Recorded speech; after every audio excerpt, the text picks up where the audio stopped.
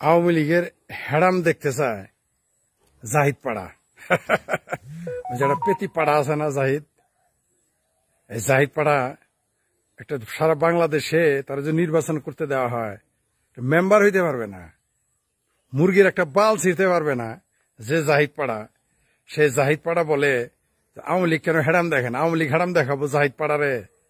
মানে যুক্তির উপরে যুক্তি, কুযুক্তি যত আছে তা সব তুলে ধরে এই জাহিদ পাড়া।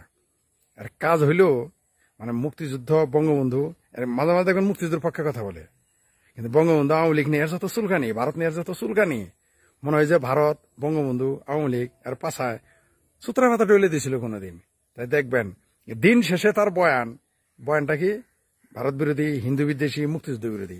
যদি মাঝে মাঝে জামাতের বিরুদ্ধে কথা বলে দেখে তো খুশি হওয়ার দরকার নেই।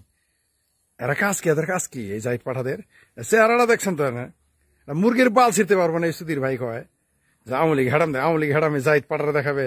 হালার করে হালা, জাহিদ পাড়া তুমি আগে তোমার এলাকায় গিয়ে মেম্বার হয়ে তারপরে আসো, তারপর আওয়ামী লীগ কারে হেরাম দেখাবে না দেখাবে তো পরে বুঝবা তুমি।